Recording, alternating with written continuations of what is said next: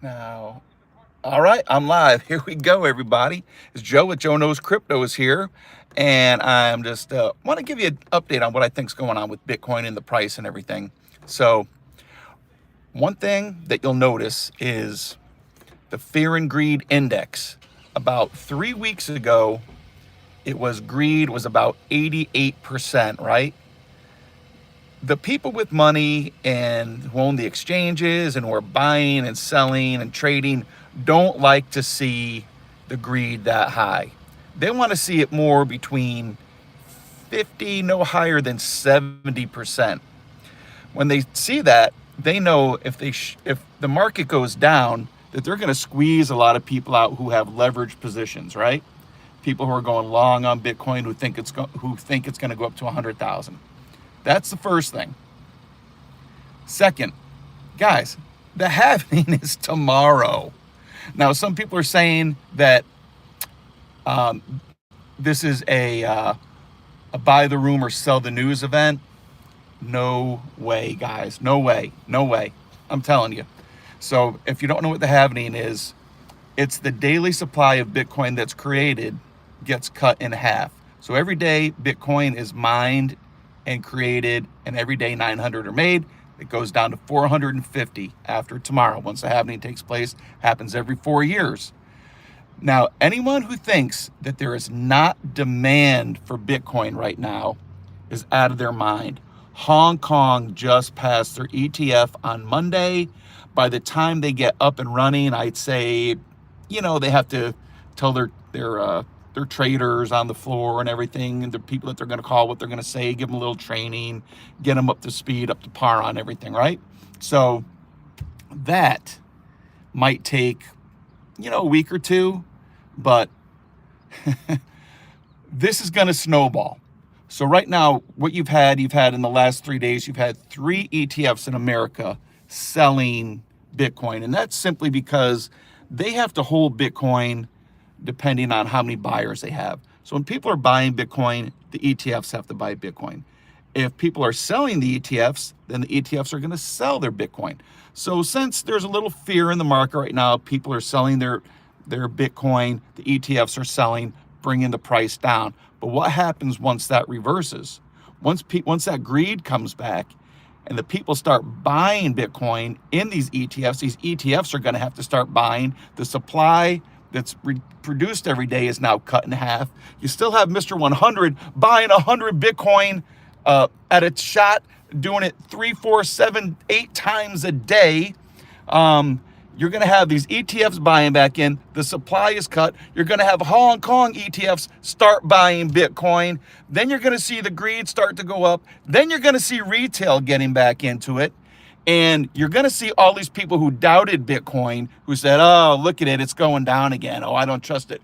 Once it hits 75 again in the next 2 weeks, listen to me, they're going to start jumping back in fear that they're going to miss the run up to 200,000. Happens every time. These pullbacks are normal. Every bull run before the halving, not always before the halving, there's a dip.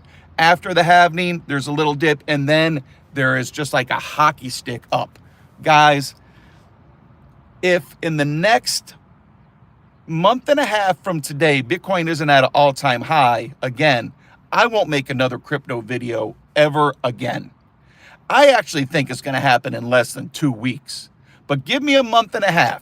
But I today would be buying. If you don't own Bitcoin, don't get scared. Don't get fooled. The only things that can stop Bitcoin from hitting an all-time high would be if, Iran and Israel start shooting missiles at each other again and start putting some fear in the whole market. All the markets are going to crash if that happens. So, that's not going to be a Bitcoin thing. That's going to be just a market-wide thing. So, guys, this is the start, not the start of the bull run. Remember, the start of the bull run happened a few months ago. It's just that we've been flat and now we went down a little bit. But remember, we're at 44, 46,000 a few months ago. We're at, 63 today. We're soon to be at 74, and we're soon to be at you know, there's it's normal for Bitcoin to do these 30% dips. It does it every cycle. Even when it quadruples in price, it has 30% retracements and then goes back up. So this is the start of the second part of this bull run. And everybody talks about the unusual thing that happened, how Bitcoin hit an all-time high before the halving, which it doesn't do, so it's a little unusual. And yes, that's true. And that the reason for that was simply the ETFs buying up massive quantities of Bitcoin. So right now, the ETFs have slowed down a little bit because the price of Bitcoin has come down a little bit.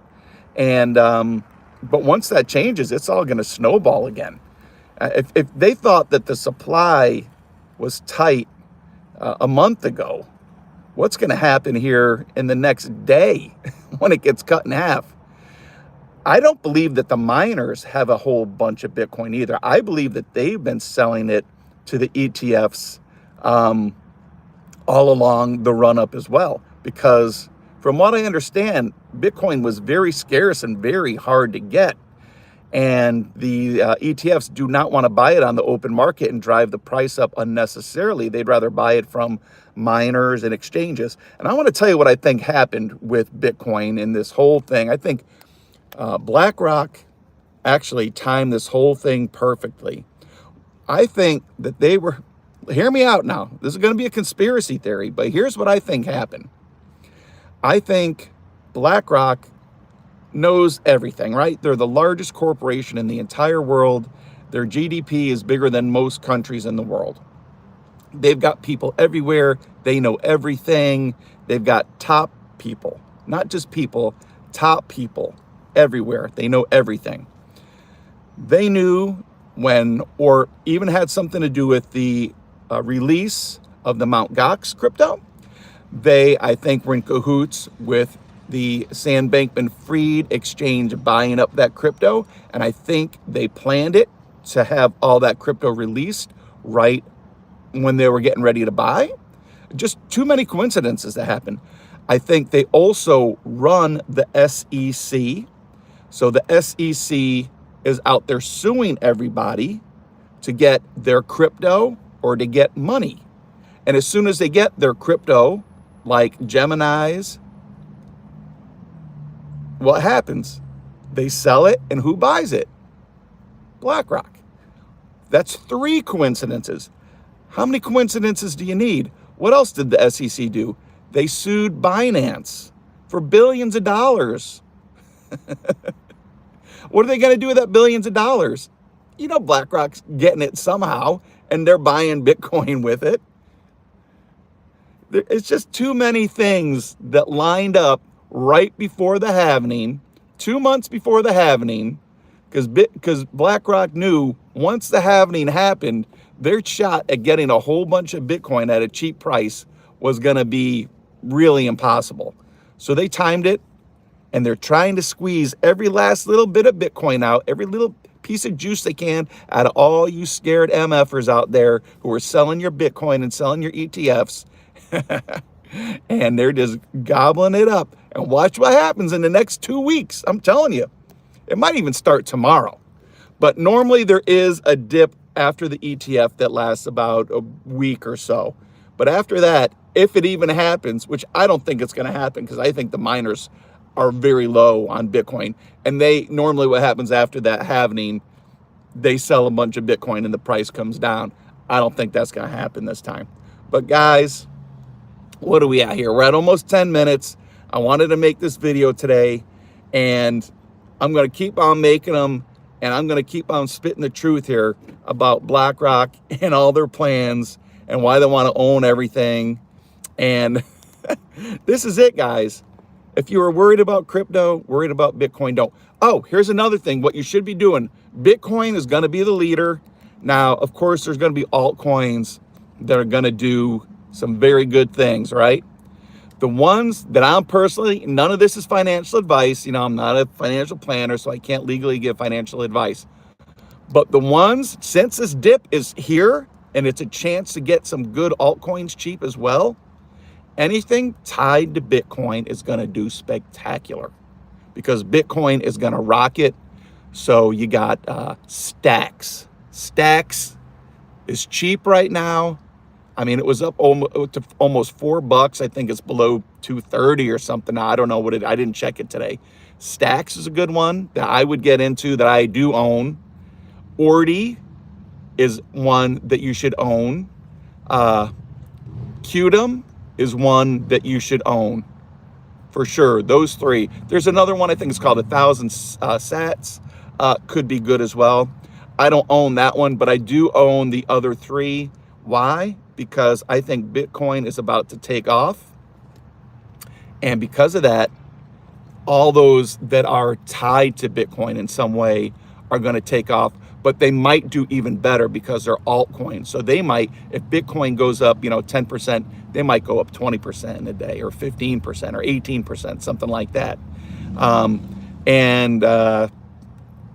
Really, that's it. Those three are connected to Bitcoin. One thing I'll say about Qdom, it has a limited supply similar to Bitcoin. Like, I try not to, and I do own some cryptos that have, if you go on CoinMarketCap and you see the total supply that has that little infinity sign, that means they can make as much of it as they want. Those I don't have much faith in unless they do a regular burn of cryptos, right? Unless they're going to be constantly burning it like Ethereum does. They have an infinity amount of ETH that they can make, but they burn it as it's used. So one thing I'll say about ETH, I kind of lost a lot of faith in ETH over the last few months, especially. Just totally aggravated with the fees that they charge, right? I want, Coinbase, and then they have the Coinbase wallet, where if you want to buy a lot of things, you have to buy it using ETH. You have to trade ETH. And their gas fees, $80, $120. Give me a break. Sometimes I just want to go on one of these little, small little altcoins that are real cheap and just take a gamble and put a couple $100 in it, put like $300-400 in it, and I got to pay $100 in fees. It doesn't even make it worth it. I wouldn't even bother. So that's super aggravating. To me, I'm like, I just can't see ETH doing anything, right? But my opinion has changed again, right? And then I'm saying, so what's the next best solution? Everybody's saying, oh, Solana. Solana is down all the effing time. What big company that's serious is going to waste time building anything on Solana? Oh, yeah, it's had a lot of volume. It had a lot of volume, and how did it hold up to the test? It failed. It failed miserably. If it had a big test and it succeeded, well, then, hey, now we got something, right? But it didn't. It crapped the bed multiple times. The only reason Solana pumps so much is because it has all these meme coins that everybody's getting on Solana. And it was cheaper than buying them on Ethereum because nobody wanted to pay the stupid fees. So you got Ethereum that's slow and it has ridiculous fees. And you got Solana that's down all the time. Come on, man. Ridiculous. Now, what I will say about ETH, though, they do have an upgrade coming out. And this could be a very key update. This is the only reason why my faith is a little bit coming back to Ethereum, is because so many of the top dogs, the BlackRocks and all these big time players, are in on Ethereum. They were already in on it beforehand, and they're kind of got convinced for whatever reason. I don't know what the logic is behind it. I don't know what their connections are with money and with people, with Vitalik. I don't know, but Vitalik is the creator of Ethereum. But they are going to be building, and this is the new release that's going to be coming out on Ethereum. They want to tokenize everything. BlackRock wants to tokenize everything. They want to tokenize all the stocks. Why? Because the stock market is only open Monday through Friday, 9:30 to 4. So that's very limited hours for trading. They want to be able to make money 24/7, 365 days a year, right? They don't want to be limited to when they can make money. If they tokenize everything like crypto, it's open all the time. You could trade crypto any time of the day, no matter where you live, what country you're in, no matter the holiday, weekends, doesn't matter. That's what they want. They want people to be able to buy fractional shares of stocks instead of having to buy a whole stock. Like, you know, say you wanted to buy a Halliburton or one of these stocks that are thousands of dollars, and you only have, you know, a couple $100 you want to throw in there. You're out, and that hurts that company because, no, you know, that's an extra $200 not being invested in there. And you know, it hurts the trading companies who take a little cut off of your money. So they want to have it where you can just tokenize everything and trade 24/7. And I can't blame them. I think it's a smart thing to do. I really don't think it's fair that the stock market has after hours tradings if you're special, because then you have an advantage over the everyday, you know, people. It's not fair. So this way, it'd be an open, free market, and hey, it's open for everybody. Let me just see here. I do have 19 Delta. I'm ready. I've been holding a long time. Dude, I've been holding a long time too. I've been in crypto since late 2017. And man, I've seen some bear markets, and I've seen some, you know, fast run-ups and some fast dumps. But I'm ready, guys. I'm gonna sign off here, guys. I want to do these live streams more, but when I was making videos more, my video counts were going up pretty fast, and then I kind of got frustrated because we went into a long ass bear market, and you know, 2018 and 19 and even into 20, and making a video every day was difficult to say, yeah, market's down again, market's not doing anything, there's nothing exciting going on. So now there's excitement, so I'm back, and I plan on making a video or two a day every day. But if you can help me like and subscribe or share this video, get your friends to subscribe. If I get up to 1,000 subscribers, I think I'm just under 700. I was right at around 1,000 when I stopped making the videos. Some people had dropped off the channel. If I can get up to 1,000, I could do these live streams more regular, but YouTube does limit my ability to do that when I have under 1,000 subscribers. So if you could spread the word, I much appreciate it. Guys, I love you. Thanks for watching. I appreciate you all. You know, kiss your significant other, give them a hug, and pet your pets. Love your parents. Love your kids. Jono's Cryptos signing off. God bless. Now I got to figure out how to shut this stream down. I had to do something special here to be able to go live today. Yeah, I think that'll do it. Bye, guys.